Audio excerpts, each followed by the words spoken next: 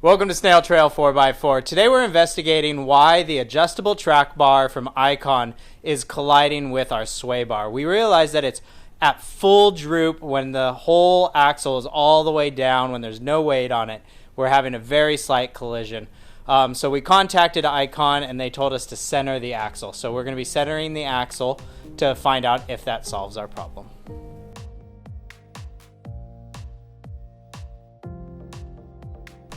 All right, so what we did was we lowered the vehicle back down to resting height on the ground after removing those bolts. And then we measured from the inside of the tire to the frame and got the distances of the differences between those. We roughly got about a ½ inch total difference between the sides. So what we're gonna do is we're actually gonna bring that adjustable track bar back to 40 inches, which was stock. And then we're going to see what it lies at when we do that, and then we'll make adjustments from there. Where we loosened this, we removed it out towards driver's side to extend it to 3/16. We are now going to tighten it back to 3/16.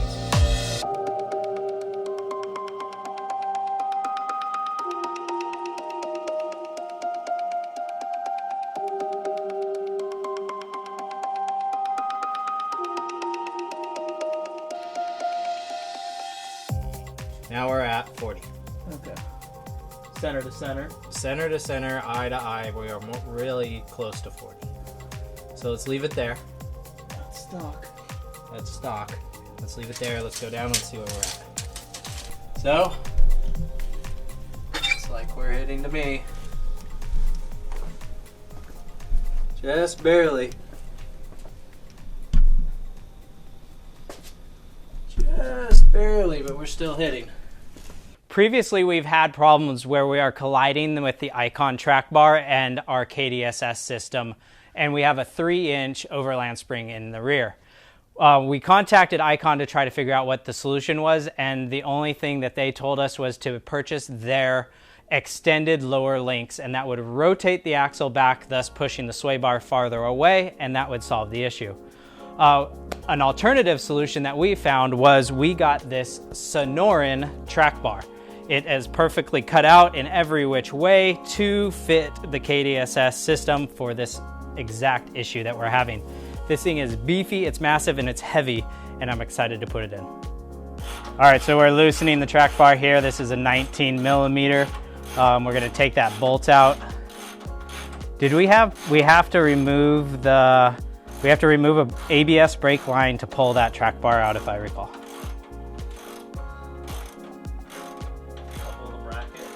Wasn't there something right up there on top that we had to remove to slide the track bar up and out on that end that you're working on? Yeah, this guy right here. Yep. It's through bolted with a nut on the back side. Both of them are 19s. We're undoing both ends there. Down here below, we actually got the axle because it was colliding and putting that stress on there. So we just lifted it up a little bit to relieve some of the stress. And then once we unbolt this, we should be able to slide that that old track bar out and put the new one in. Okay. Perfect. Take the tire off. Or come back down. There we go. Got it.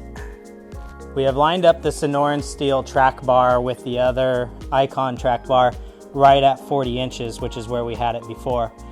Now we're going to tighten that down and we're going to put it back into the 4Runner and replace it and see if we collide. So we've measured the new track bar out to 40 inches and now we're going to put it up into place. We're going to just slide it up out of the way first.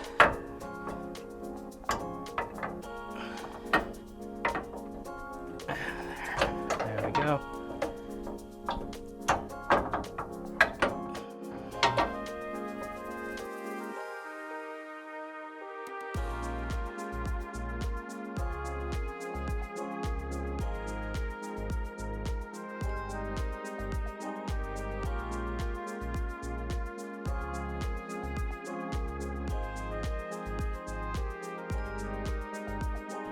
This tab right here is going to collide with the new track bar. So we're gonna pull this plastic clip out with the ABS line, and we're gonna reroute it up to here. And then we're gonna see if we can, well, or we're gonna see if we can bend this tab up and kind of out of the way and then reconnect it in the same location. I'm guessing that after we try a few things, we're probably just gonna cut this tab off entirely and connect it up there, but we'll see what we do.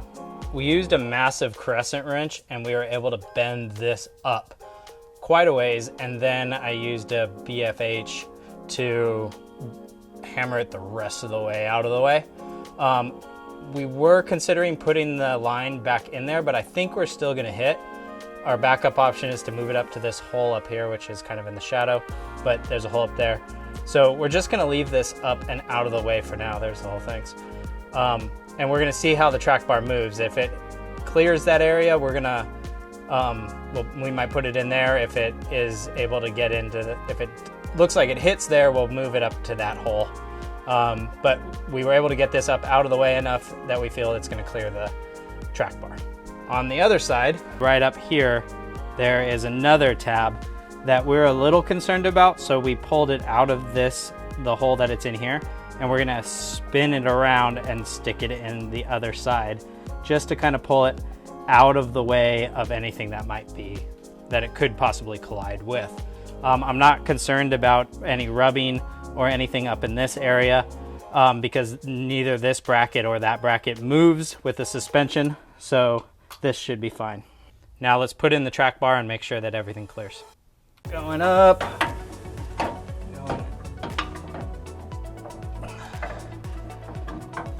All right.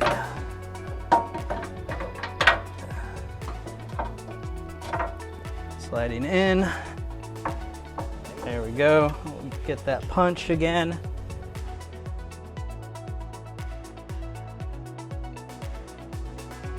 Not bad. All right, that's good. Okay, so we definitely are going to clear both of these tabs that we adjusted, and we either need to shift the axle. We're not lining up here.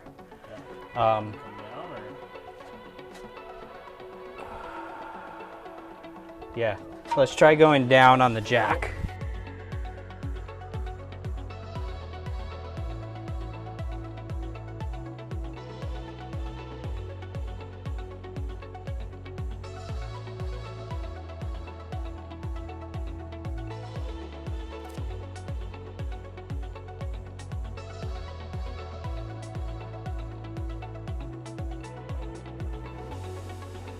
Okay, so going down extended the track bar, so now we're even not worse lined up over here.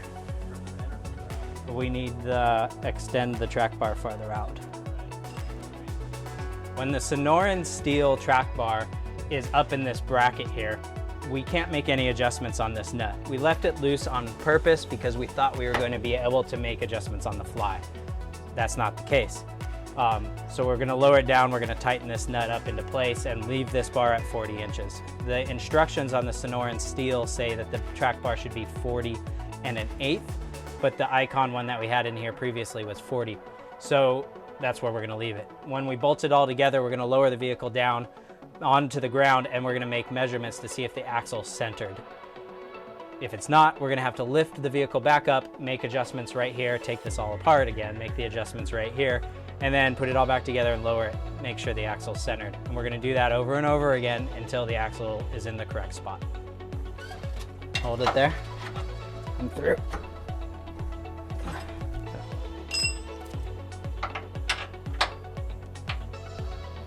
That's really, really close.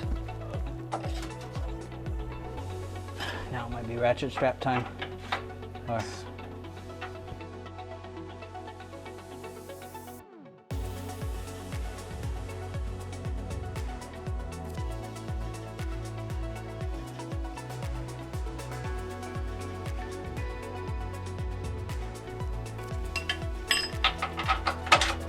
boom. All the way through. Where's that nut? Where'd that nut? I like it. Here it is.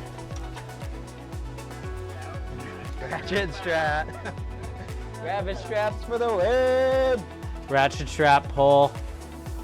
Lined it up with a big old pry bar with like a punch bar and everything lined up. We did extend it to 40 1/8 inches, which is what Sonoran Steel set. Sonoran. Keep messing it up. I apologize, Sonoran Steel. I keep messing it up. It's what they suggested. And we are clearing this tab up here, but I don't think we want to put the ABS line near it. It's definitely close, so we're gonna put the ABS line up at the top of the bracket. Whew! All right, let's take the ratchet strap off, take the jack out, lift the vehicle up, bring it down to the ground, and measure side to side. We're fully up, and we're not colliding right there at all anymore. This is super excited. We're at full droop. Full droop, and with this Sonoran Steel Track Bar that bounces back, we now have plenty of room around this area where we were colliding in the past. This thing's a beautiful work of art, and the fact that it's been curved and cut and adjusted and modified just for this application. As you can see, there's no more collision, no more hitting. Everything's working fine when we go to full droop, and we're super excited about that. When the vehicle's down on the ground, everything measures up perfect. What we did was we measured from the wheel all the way up and then straight back to the body on each side, and we were roughly an inch. We were super duper close on each side, about an inch. So that 40 1/8 measurement on that tie rod was perfect. So if you guys are doing this adjustment and you have the 3-inch overland springs, then that's the mark that you want to hit. Thanks to Sonoran Steel for making this awesome track bar and making all those crazy adjustments so that this worked perfectly. Hammer down on that subscribe button if you enjoy this video, and don't forget, keep crawling.